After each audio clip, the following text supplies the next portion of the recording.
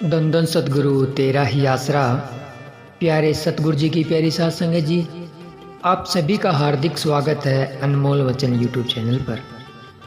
प्यारे सतगुरु जी की प्यारी साध संगत जी, हम आप सभी के लिए लेकर आए हैं एक रूहानियत से भरा हुआ करिश्मा, जिसे सुनकर आपका विश्वास शहंशाह जी के प्रति और बढ़ेगा। आप रूहानियत के मार्ग पर चलेंगे और पूज्य गुरु जी से बेशुमार खुशियाँ हासिल करेंगे।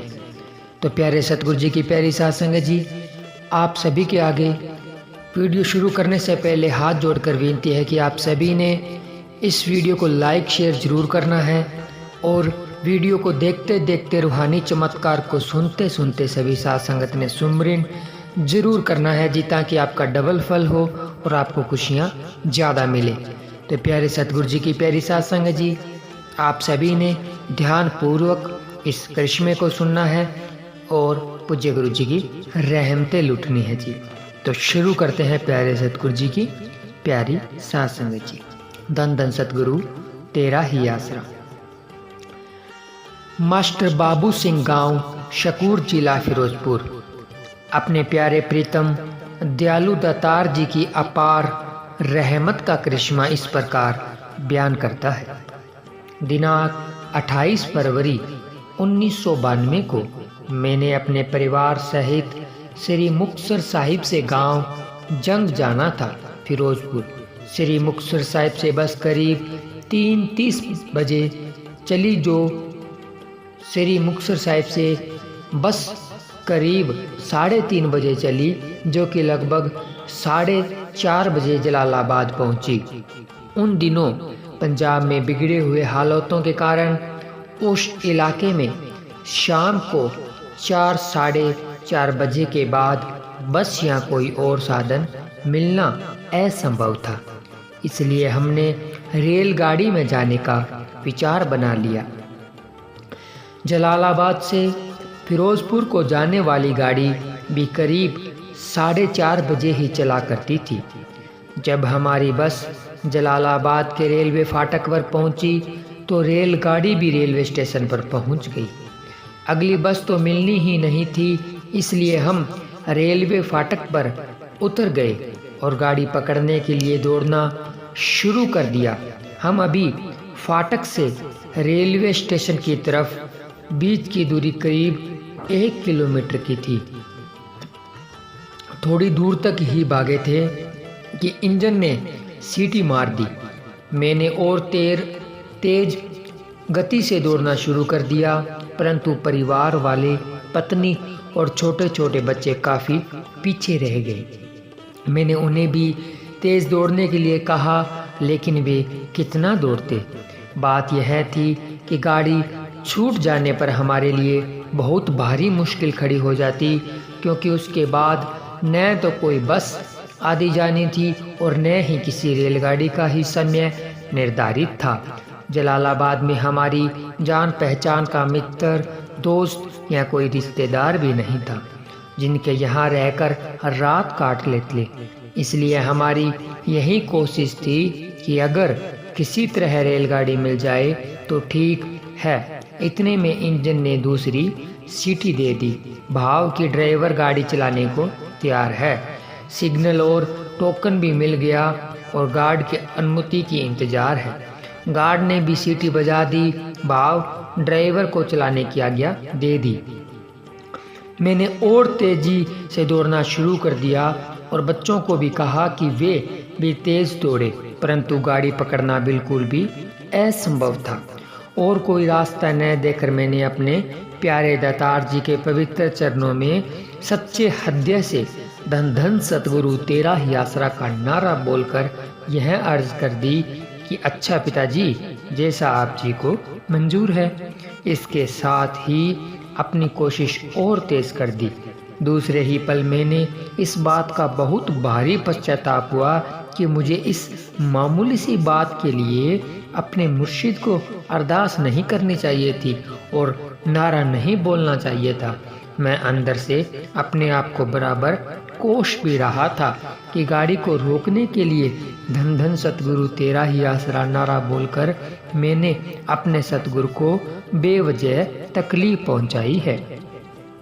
क्योंकि पूजनीय हजूर पिताजी के पवित्र मुख के वचन है कि जो भी जीव सच्चे हृदय से मालिक रूप अपने सतगुरु को याद करता है तो मालिक को भी उस जीव की सहायता के लिए आना पड़ता है, भले वह जीव कहाँ भी है।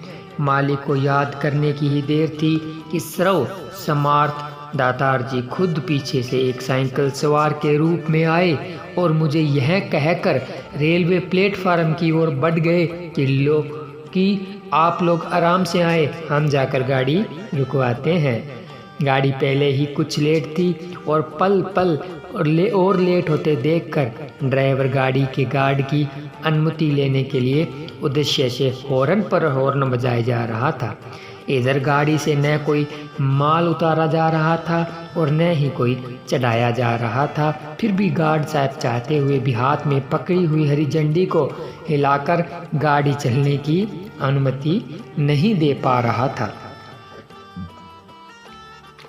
लोग भी हैरान थे और कुछ लोग शायद इस बात से खफा भी हुए कि गाड़ी को बिना किसी कारण से यहाँ पर क्यों रोक कर रखा है। वास्तव में वे बात यह थी कि कुल मालिक की महान अज्ञात शक्ति ने मानो गार्ड के हाथ से झंडी लेकर खुद अपने पवित्र कर कमलों में ले ली हो।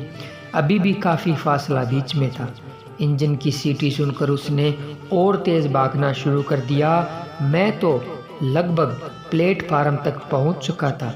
गाड़ी को खड़ी देखकर मुझे तो विश्वास था कि मैं तो चढ़ सकता हूं, परंतु बच्चे नहीं चढ़ पाएंगे क्योंकि वे अभी भी बहुत पीछे रह गए थे। उन्हें किसी भी हालत में गाड़ी नहीं मिल सकती क्योंकि गाड़ी तो चलने के लिए बिल्कुल तैयार खड़ी है। इतने में सामने से एक स्कूटर सवार आया। उसके साथ पिछली सीट पर एक और भाई बैठा हुआ था।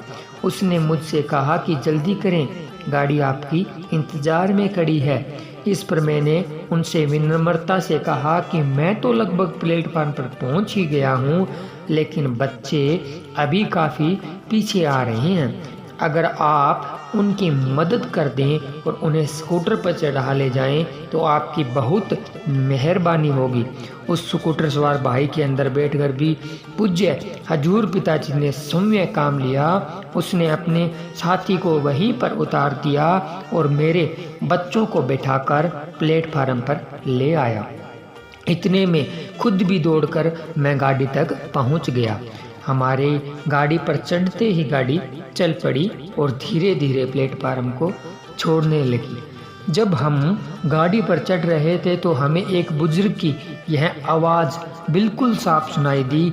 वे कह रहे थे कि आज हमारे बेटे ने गार्ड से झंडी पकड़ ली है। बात भी झंडी को पकड़ने वाली ही थी क्योंकि गार्ड चाहते हुए भी हरी झंडी को हिला नहीं पा रहा था। हालांकि झंडी उसके हाथ में पकड़ी हुई थी। उस बुजुर्ग को इस प्रकार ऊंचे स्वर में ये वचन बोलते हुए सुनकर मुझे पक्का यकीन हो गया कि गाड़ी को इतनी देर तक रोक कर रखने तथा हमें गाड़ी पर चढ़ाने वाले कुल मालिक पूज्य परमपिता जी खुद आप ही थे। बेशक मुझे अपने सतगुरु जी के प्रत्यक्ष रूप में दर्शन नहीं हुए, परंतु वास्तव में सच्चे पातशाह जी ने ही सवय उसकी मदद की। साइकिल सवार के रूप में ये कहने वाले कि आप आराम से आ जाएं, हम गाड़ी को रुकवाते हैं। और तब तक गाड़ी प्लेटफार्म से ही नहीं चली जब तक कि मैं और मेरा परिवार गाड़ी में सवार नहीं हो गया। दूसरे चरण में स्कूटर सवार के रूप में पिताजी स्वयं ही थे जो काफ़ी फासले पर आगे आ रहे थे। मेरे बच्चे को स्कूटर पर बैठा कर लाए।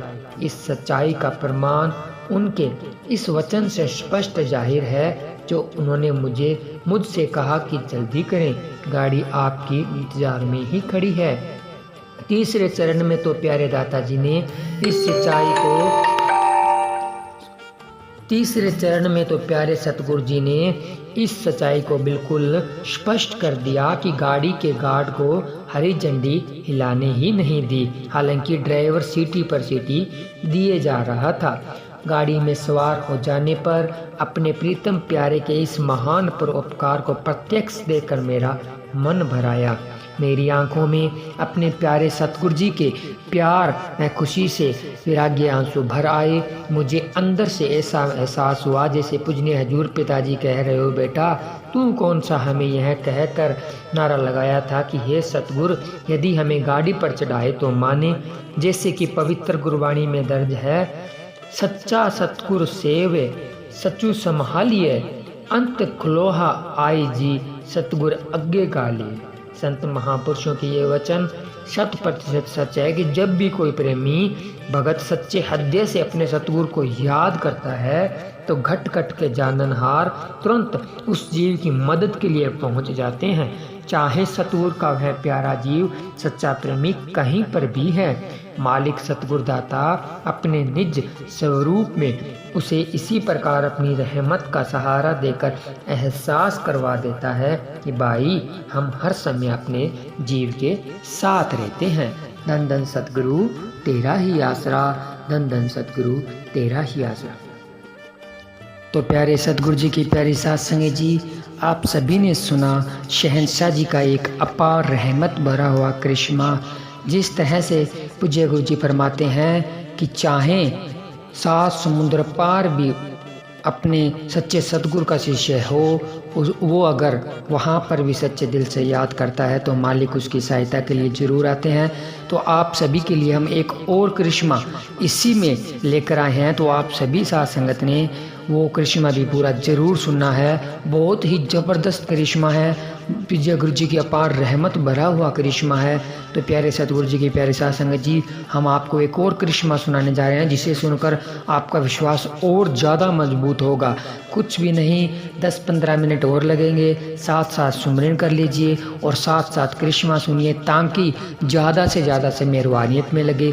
अगर आप ज़्यादा से ज़्यादा समय रूहानियत में व्यतीत करेंगे, सेवा सुमरन करेंगे, तो आपके सारे काम अपने आप संवर जाएंगे। शहंशाह जी वचनों के माध्यम से कहते हैं कि आप हमारे ऊपर छोड़ते ही नहीं, आप अपने ऊपर लेते हो तभी दुख तकलीफ में आते हो। तो आप सतगुरु के ऊपर छोड़ लीजिए। मेहनत तो करना ही होता है, कर्म तो करने ही होते हैं, लेकिन आप रूहानियत के अंदर समय व्यतीत करेंगे, सुमरन करेंगे, तो आपको वो मेहनत की हुई जो आप दुनियादारी में मेहनत करते हो उसका फल आपको कई गुना बढ़कर मिलता है।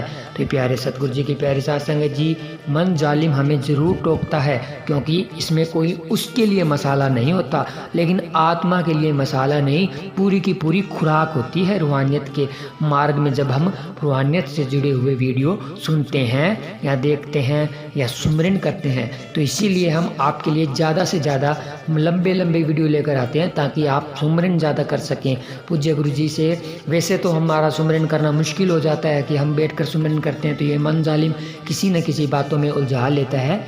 इसलिए हम आपको रूहानियत से जुड़े हुए करिश्मे सुनाकर सुमरन करवाते हैं ताकि आपका ध्यान सुमरन में लगे और आप पूज्य गुरु जी से बेशुमार खुशियाँ हासिल कर सकें। क्योंकि शहंशाह जी दोनों हाथों से खुशियाँ लुटा रहे हैं, रहमतें लुटा रहे हैं, आपकी झोलियाँ देखते ही देखते लबालब हो जाएगी। तो प्यारे सतगुरु जी की प्यारी साथ संगत जी, आप सभी ने ये जो हम एक और रूहानी करिश्मा सुना रहे हैं इसको भी पूरा ज़रूर सुनना है जी। तो शुरू करते हैं साथ संगत जी। धन धन सतगुरु तेरा ही आसरा। Kuldeep Singh pro Sukhdev mechanical works, Amritsar road Moga से परम पूजनीय हजूर महाराज जी की अपने पर हुई अपार रहमत का एक करिश्मा इस प्रकार वर्णन करता है। दिन शुक्रवार 9 सितंबर 1994 के शाम 6 बजे की बात है कि मैं भंगीदास गुरबचन सिंह जी के घर श्री गुरुशुर मोडिया साहिब में सत्संग पर जाने के लिए साथ संगत के लिए सीट नंबर दे रहा था, तो अचानक मेरा छोटा भाई व प्रेमी कस्तूरी लाल घबराए हुए मेरे पास आकर कहने लगे कि जल्दी घर चलो, सुखदेव छत से गिर गया है।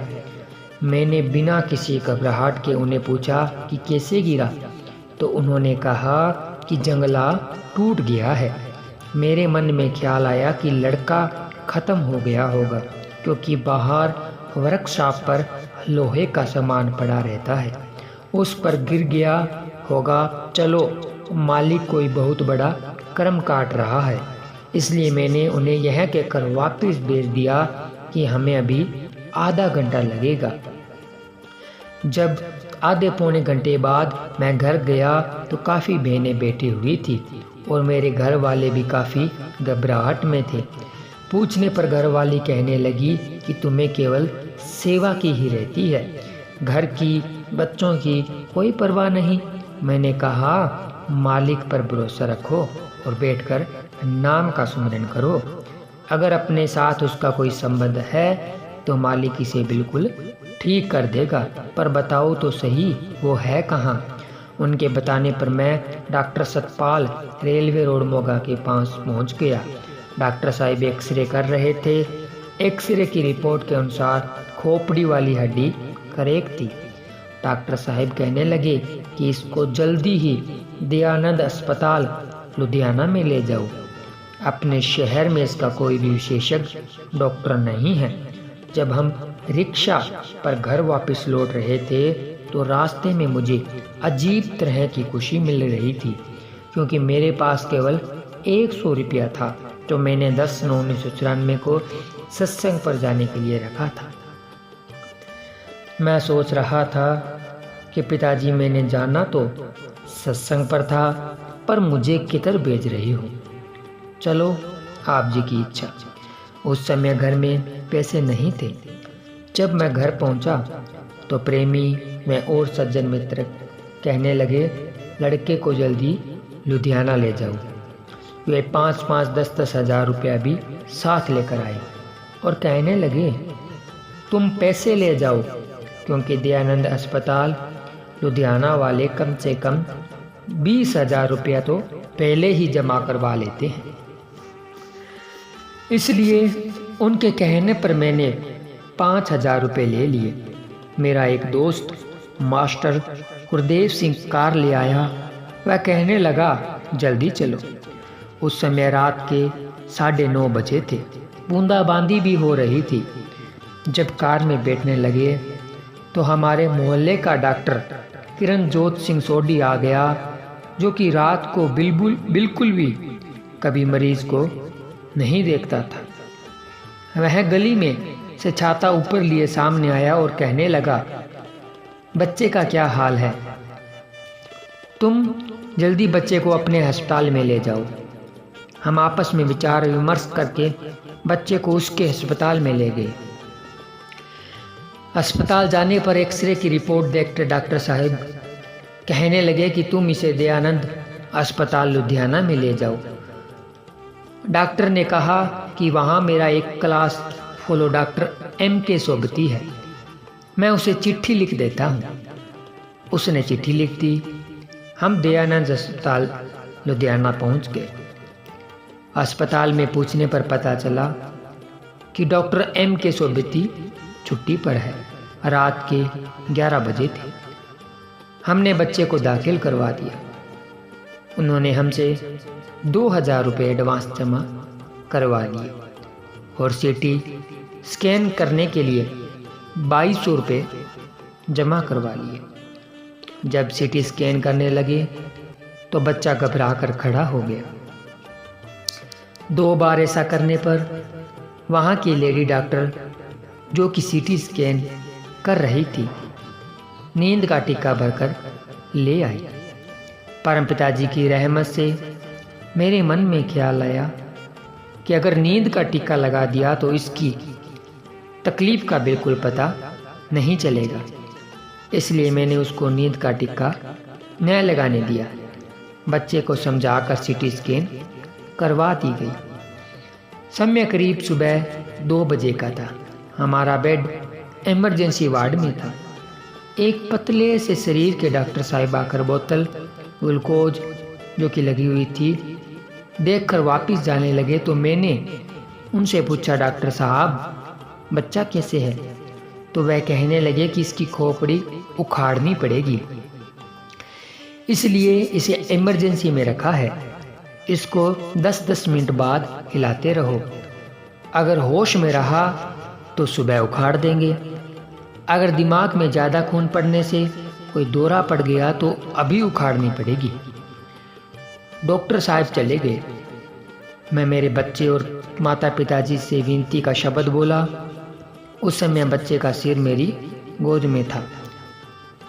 थोड़ी देर बाद बच्चे को नींद आ गई। मैंने अपनी माताजी को कहा कि मेरी दरबार में पंडाल की सेवा में ड्यूटी है, मैं जाता हूँ और रविवार सत्संग के बाद वापस आ जाऊंगा। माताजी कहने लगे कि तेरा एक ही लड़का है, वह भी इमरजेंसी में पड़ा है, बाकी तेरी मर्जी है। मैंने वालिदो मैंने कोई बात नहीं सुनी। मालिक जो करेगा ठीक करेगा। मेरे डैडी जी वार्ड से बाहर थे क्योंकि अस्पताल वाले 2 से ज़्यादा व्यक्तियों को मरीज के पास नहीं आने देते थे। मैं अपने दयालु सतगुरु जी की रहमत से दरबार में अपनी सेवा की ड्यूटी पर पहुंच गया। शाम की मजलिस पर हमारी समिति के सेवादारों को जब मेरे बीमार बच्चे के बारे में पता चला तो वो मुझे कहने लगे कि तू न आता। मैंने कहा कि मेरा सतगुरु ही मेरे पर रहमत करके मुझे सेवा पर लाया है।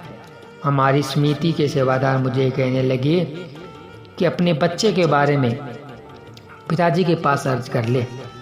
मैंने कहा मालिक हाजिर नाजिर है, कहने की क्या ज़रूरत है, मैं अर्ज नहीं करता, मैं जाने उसका काम जाने। उस समय मेरे साथ हमारी समिति का प्रेमी हरभजन सिंह मोगा वाला भी था। वह मुझे कहने लगा चलो ठीक है, लंगर छक ले। जब हम लंगर छकने के लिए जा रहे थे तो हमें हरदीप सिंह सेवा समिति वाले ने ऊंची आवाज़ में कहा कि मोगे वालों आ जाओ, दर्शन कर लो, पिताजी बैठे हैं। उस समय प्रेमी हरदीप सिंह की गुफा के गेट पर ड्यूटी थी और गुफा भी पहले वाली पुरानी थी जो लंगर घर के नज़दीक थी। प्रेमी हरभजन सिंह ने मुझे कहा कि आ चल, अब तो आवाज़ दे रहे हैं। मैंने कहा चलते हैं, परंतु अर्ज नहीं करनी। जब हम गुफा के आंगन में गए तो शहंशाह जी अकेले ही विराजमान थे। हम दोनों भी हाथ जोड़ नारा लगाकर सिर झुकाकर बैठ गए। पूज्य पिताजी ने मेरे पर 2-3 मिनट तक मेहर भरी दृष्टि डाली। रहमत मालिक ने बरसाई और मैंने भी आंख नहीं झपकाई। सच्चे पातशाह जी ने आशीर्वाद दिया और वचन फरमाए, बेटा ठीक ठाक हो। मैंने कहा हाँ पिताजी। शहंशाह जी ने फिर फरमाया, बेटा परिवार ठीक है। मैंने फिर कहा कि हाँ पिताजी। पूज्य पिताजी ने फिर फरमाया, बेटा बच्चे ठीक है। तो मेरी आंखों में पानी भर आया। मैं ख्यालों में ही अपने आप को कहने लगा कि पिताजी आप मुझसे कहलवाना चाहते हो, पर कहता मैं भी नहीं। दयालु सतगुरु जी ने फरमाया, बल्ले बेटा प्रसाद लेकर जाना। सत ब्रह्मचारी सेवादार रतन जी ने हमें प्रसाद दिया और हम बाहर आ गए।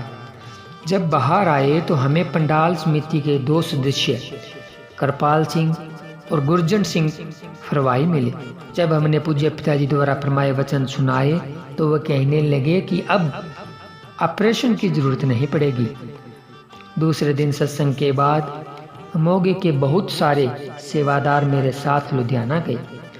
मेरे डैडी जी हमें अस्पताल के वार्ड से बाहर ही मिल गए। वे मुझे देखकर विराग्य में आ गए। उनकी आंखों में खुशी के आंसू थे। वे कह रहे थे कि सुखदेव, बच्चा तो पार्क में खेलता फिर रहा है और डॉक्टर ने कहा कि अब कोई ज़रूरत नहीं ऑपरेशन की, अपने को जनरल वार्ड में भेज दिया है। मेरे डैडी जी सेवादारों के साथ मोगा आ गए और मैं अस्पताल में रह गया। जब सुबह हुई तो डॉक्टर एम के सोपती अपने राउंड पर आए तो मेरे पास आकर फाइल उठाई। वह कहने लगी कि सरदार गुरेंद्र सिंह का फ़ोन आया था। उन्होंने कहा कि मोगा से बच्चा है, सिर में चोट है, उसका ख्याल रखना है और बिल भी कम बनाना है। अब यह बच्चा बिल्कुल ठीक है, बिल बनवा लो। ये सुनकर मेरी खुशी का कोई ठिकाना न रहा, क्योंकि सरदार गुरेंद्र सिंह नाम का कोई व्यक्ति मेरा नज़दीकी नहीं था। मैंने अपने मन में सोचा कि यह तो मालिक का ही कोई राज है। मैं बिल बनवाने के लिए बिल वाली खिड़की के पास गया तो मैंने देखा कि मेरे सामने जो बिल बनाए गए 30-35 हज़ार से कोई कम नहीं था। मैं घबरा गया क्योंकि उस समय मेरे पास केवल 3,000 रुपये ही थी। मैं घबराहट में वापस आकर कुर्सी पर बैठ गया और नाम का सुमरन करने लगा। मुझे अचानक एक आवाज़ सुनाई दी कि बेटा पूछना तो पड़ेगा। यह आवाज़ परम पूजनीय हजूर महाराज जी की थी। मुझे हौसला हो गया। जब मैंने उनसे बिल पूछा तो उन्होंने कहा कि अभी नहीं बनाए। तो फिर मैं उसी कुर्सी पर आकर सुमरन करने लग गया। करीब 10 मिनट बाद जब मैंने उनसे पूछा कि बिल बना दिया है तो उन्होंने कहा कि सुखदेव सिंह का। मैंने कहा हाँ जी। वे कहने लगे कि उसके तो हमने 1250 रुपये वापस देने हैं, वहाँ से ले लेना। यह सुनकर मेरी खुशी का कोई ठिकाना न रहा।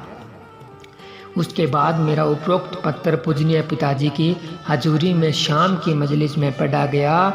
मैं उस समय दरबार में हाजिर नहीं था, परंतु प्रेमी महेंद्र सिंह राजस्थान वाला, जिसकी ड्यूटी दूध संभालने पर है, पत्र सुनकर राजस्थान जाने की बजाय मेरे पास मोगा आ गया और बड़े रोष से नारे का जवाब देते हुए कहने लगा कि छोड़ यार, तुझे तो बुलाना भी नहीं चाहिए। सुना सुखदेव का क्या हाल है? मैंने कहा बिल्कुल ठीक है, तुम्हें कैसे पता चला? कहने लगा कि पिताजी की हजूरी में तेरी चिट्ठी पढ़ी गई थी। मैंने कहा पिताजी ने कोई वचन किए?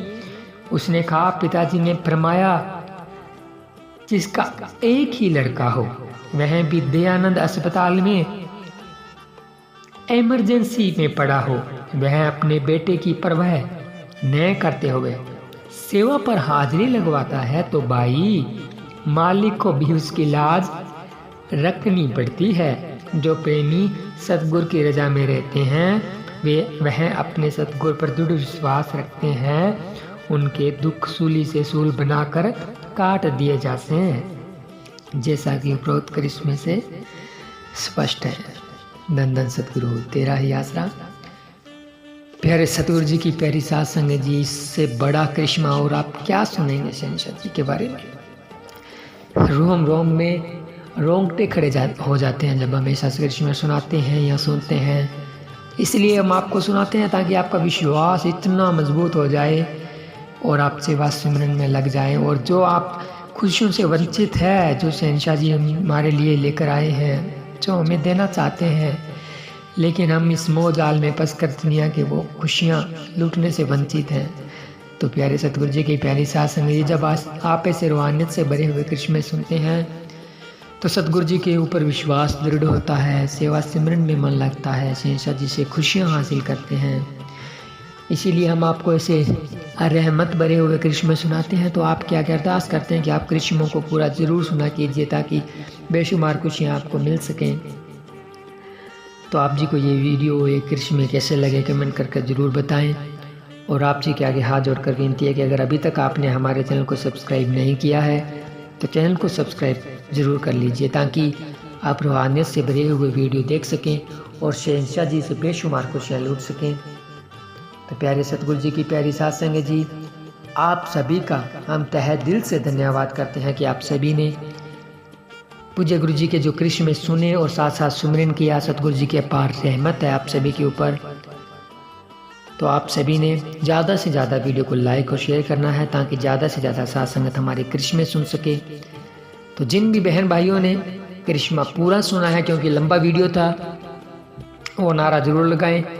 और सभी बहन भाइयों के लिए हम शहंशाह जी के आगे अरदास करने जा रहे हैं कि हे मालिक, आप जी के पावन चरणों में यही अरदास है कि शहंशाह जी जिन भी बहन भाइयों ने और जो भी बहन भाई आपसे जुड़े हुए हैं, जिन भी बहन भाइयों ने ये करिश्मा पूरा सुना, आप जी से जुड़े हुए हैं, आप जी के ऊपर विश्वास है, थोड़ा सेवा सुमरन करते हैं, शहंशाह जी आप जी उनके ऊपर अपनी दया मेहर रहमत इस कदर बरसाएं कि उनका विश्वास इतना बढ़ जाए कि वो सेवा सिमरन के मार्ग पर आगे बढ़ते चले जाएं और आप जी से बेशुमार खुशियाँ लूटते रहें। तो शहंशाह जी आप पर उन पर अपना प्यार भरा हुआ आशीर्वाद हमेशा बनाकर रखें और उनकी हर जायज़ मांग पूरी कीजिए। इसी अरदास के साथ हम आप जी के चरणों में नारा लगाते हैं। तो सभी बहन भाइयों ने नारा लगाना है जी। धन धन सतगुरु तेरा ही आसरा। तो प्यारे सतगुरु जी की प्यारी साथ संगत जी, मिलते हैं जल्दी एक और रूहानियत से भरे हुए वीडियो के साथ। तब तक के लिए धन्यवाद। अगर बोलते करते हुए हमसे कुछ गलती हो गई हो तो हमें क्षमा कीजिए और नारा लगाना न भूलें। कमेंट में नारा लगाइए, बताइए कि हमने वीडियो पूरा देखा है। हमें खुशी होती है जब कोई बहन भाई हमारा वीडियो पूज्य गुरु जी की बातें रूहानियत से भरे हुए कृष्ण में पूरा देखते हैं। तो नारा जरूर लगाइए जी। तो मिलते हैं जल्दी एक रूहानियत से भरे हुए कृष्ण के साथ। तब तक के लिए धन्यवाद। धन धन सतगुरु तेरा ही आसरा, धन धन सतगुरु तेरा ही आसरा।